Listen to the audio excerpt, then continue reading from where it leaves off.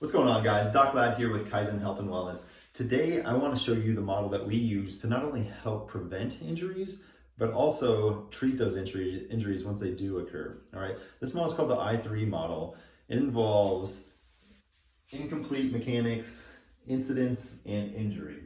All right, so the injuries that we see here at Kaizen fall under two categories. So they're either a mobility issue or they are a motor control issue. All right, so mobility is the person's just not able to move through the full available range of motion that they should be able to express. All right, so if it's a shoulder issue, maybe they can only reach up to here instead of all the way up here. All right.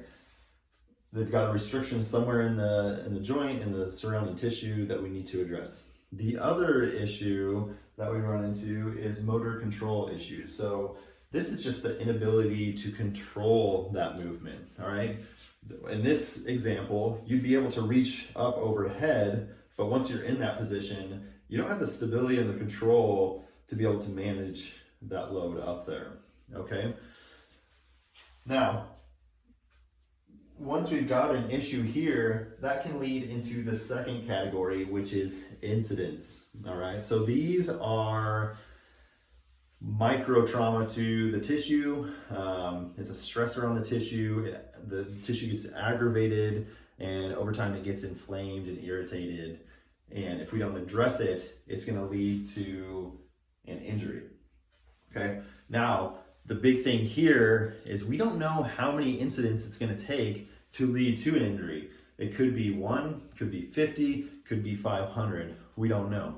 All right. So our goal ultimately would be to take care of these early, make you stronger, make you more resilient so we can avoid injuries if we can.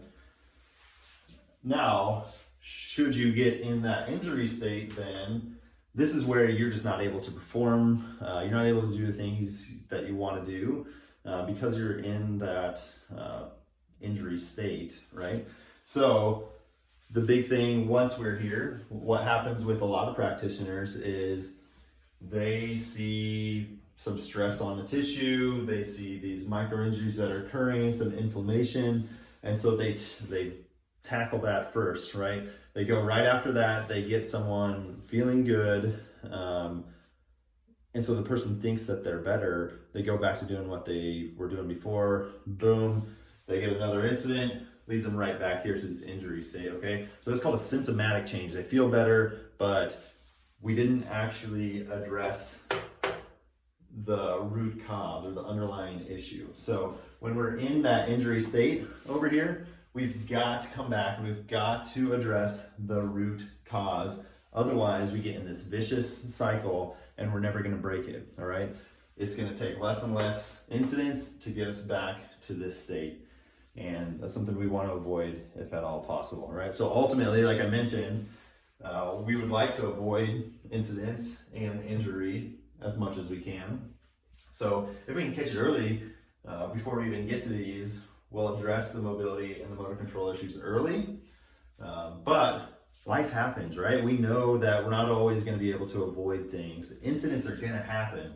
That's where we need to make you stronger and make you more resilient. So then when life happens, it doesn't automatically lead us over to this injury state. All right. So guys, I hope that made sense. If you've got any questions, please let me know and we'll talk to you later.